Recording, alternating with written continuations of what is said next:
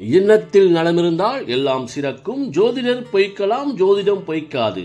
குரு பெயர்ச்சி மிதுனம். சனியின் கடுமையான தாக்கத்தால் உங்களது தொழில் நிலையை மந்தப்படுத்தி லாப மேன்மையை குறைத்தும், வேலை செய்யும் இடங்களில் ஒருவித சலிப்பும் விரக்தியும் கொண்ட மனப்போக்கையும், நினைப்பது ஒன்று நடப்பது ஒன்றாகவும், தொட்டதெல்லாம் இழுபறியாகவும், அதிக விரயங்களால் எதிலும் நாட்டமில்லாமல் புலம்பியும் வருந்தியும், தாயார் மற்றும் தாயார் வழியில் ஆதரவு இருந்தாலும் நிதி உதவிகள் கிடைக்காமலும், வீடு வண்டி வாகனங்களால் விரயங்களும், புதிதாக வாங்கிய வீடாக இருந்தாலும் வண்டியாக வாகனமாக இருந்தாலும் திருப்தி இல்லாமல் மனக்குழப்பம் அடைந்தும், முக்கியமாக கணவன் மனைவி உறவுகளில் ஒற்றுமையின்மை, சந்தேகம் போன்ற குணங்களால் விரக்தியான மனநிலையும், உங்களுடைய வாடிக்கையாளர்கள் அல்லது வேலை செய்யும் இடங்களில் தனக்கான அங்கீகாரம் மறுப்பதால் மன உளைச்சல் போன்ற அனைத்து அசுப நிகழ்வுகளும் வருகின்ற மே 14 குரு பயிற்சியோடு முடிவுக்கு வருகிறது. முடிவுகள் எடுப்பதில் சற்று மனக்குழப்பத்தோடு செயல்பட்டாலும் இறுதி நிலையில் தெளிவான முடிவுகளும், பிள்ளைகளின் ஆரோக்கியமான நடவடிக்கையால் மன மகிழ்ச்சியும்,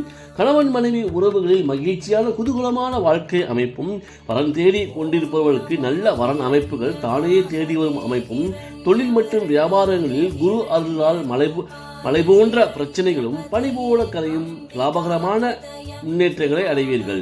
இதனால் குடும்பம் மற்றும் சமூகத்தில் நல்ல பெயர் புகழோடு சிறப்பான மரியாதையும் கிடைக்கும் பொன்னான காலமாகும். புதிய நண்பர்களால் நிதி உதவியும் கிடைத்து மகிழ்ச்சியாக இருப்பீர்கள்.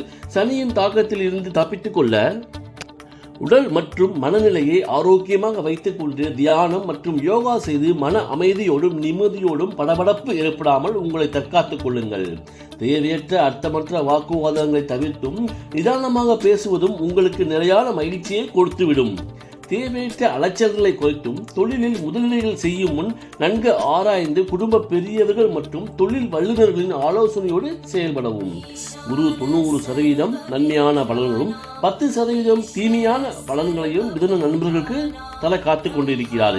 இந்த 10% தீமையான பலன்கள் யாவும் தொழில் மற்றும் வேலை அமைப்புகளில் மட்டுமே பாதிப்புகளை ஏற்படுத்தும். குடும்ப நிலையானது மகிழ்ச்சிகரமாகவே இருக்கும் என்று கூறி விடைபெறுவது உங்கள் ராஜ ஜோதிடர் ஆதி. மீண்டும் அடுத்த பதிவில் சந்திப்போம். நன்றி, வணக்கம்.